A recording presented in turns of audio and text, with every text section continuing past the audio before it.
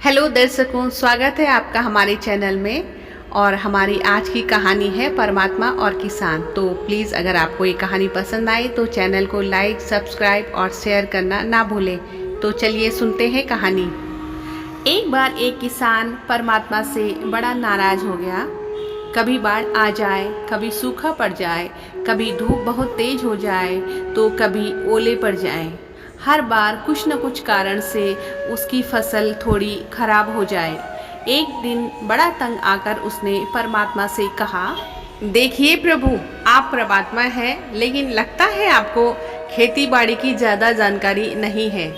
एक प्रार्थना है कि आप एक साल मुझे मौका दीजिए। जैसा मैं चाहूँ वैसा मौसम हो, फिर आप देखना कैसे मैं अन्न के भंडार भर दूंगा। परमात्मा मुस्कुराए और कहा, ठीक है, जैसा तुम कहो वैसा ही मौसम दूंगा। किसान ने गेहूं की फसल बोई। जब धूप चाही तब धूप मिली, जब पानी तब पानी। तेज धूप, ओले, बाढ़, आंधी तो उसने आने ही नहीं दी।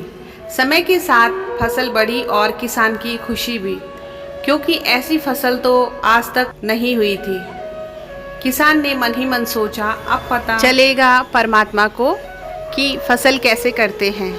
बेकार ही इतने बरस हम किसानों को परेशान करते रहे। फसल काटने का समय भी आया। किसान बड़े गर्व से फसल काटने लगा, लेकिन जैसे ही फसल काटने लगा एकदम से छाती पर हाथ रखकर बैठ गया। गेहूं की एक भी बाली के अंदर गेहूं नहीं था। सारी बालियां अंदर से खाली थी। बड़ा दुखी होकर उसने परमात्मा से कहा, प्रभु ये क्या हुआ?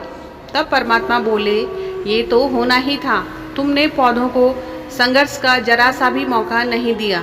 न तेज धूप में उनको तपने दिया, न आंधी ओलों से जूझने दिया। इसीलिए सब पौधे खोखले रह गए। आंधी आती है, तेज बारिश होती है, ओले गिरते हैं, तब पौधा अपने बल से ही खड़ा रहता है।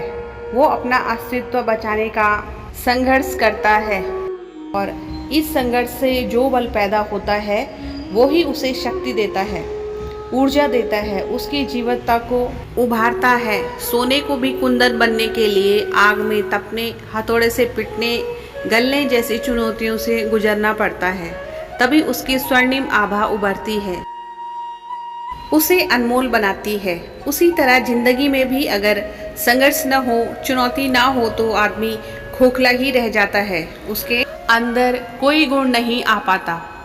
ये चुनौतियाँ ही हैं जो आदमी रूपी तलवार को धार देती हैं, उसे सशक्त और प्रखर बनाती हैं। अगर प्रतिभाशाली बनना है तो चुनौतियाँ तो स्वीकार करनी ही पड़ेंगी, अन्यथा हम खोखले ही रह जाएंगे। आपका कीमती समय देने के लिए धन्यवाद।